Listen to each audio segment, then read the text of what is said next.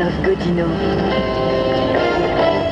8h23, c'est l'heure de l'édito, et qui dit édito dit Pierre Boussel. Bonjour Pierre. Bonjour Christophe. Alors nous le disions dans nos journaux, en Grèce, le chef du parti néo-nazi Aube Dorée a été placé en détention provisoire. Il est accusé de diriger une organisation criminelle, la Grèce qui vous inspire. En tout cas, la Grèce a fait un pas en avant. Tu sais, ce n'est pas facile quand tu as le compte en banque plombé, le FMI qui t'observe au microscope, une population épuisée par la crise, la défiance, le doute, et puis cette plaie, ce fléau de l'extrême droite qui germe sur le terreau de la crise. Populisme gouailleur, nostalgique de guerres qui ne furent pas seulement mondiales, mais civilisationnelles. Le concept de la race pure face à la diversité, la marche au pas de loi, plutôt que le chaloupé des musiques du monde. Et cela fait des mois que le parti grec de l'Aube Dorée faisait ses choux gras de la crise, gagnant les voix de ceux qui n'en ont plus, les aphones et les atones, les désespérés, le petit peuple qui a tout perdu, bien plus que l'espoir, la dignité.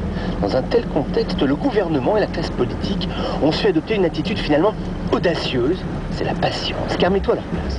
Tu as les caisses vides, ta majorité est vacillante, tu sais que les gens sont lessivés, tu vois monter en puissance les chemises noires. Quelle est ta tentation?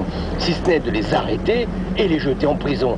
En cherchant bien dans les coins, tu trouves toujours Anguille sous roche. Tel député a tenu des propos en infraction à la loi, ou tel autre a fait de la provocation outre mesure. C'est facile parfois de tordre le bras au destin.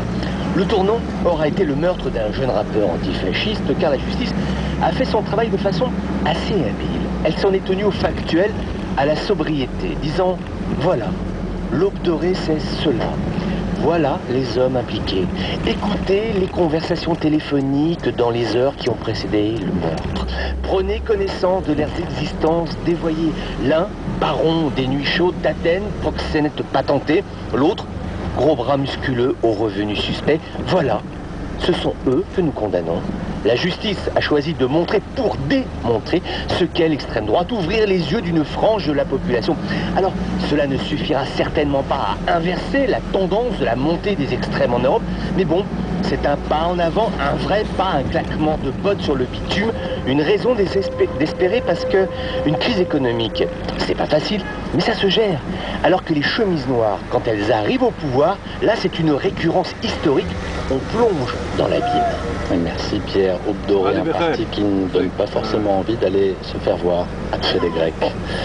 8h25, dans 5 minutes, le journal de David Labo.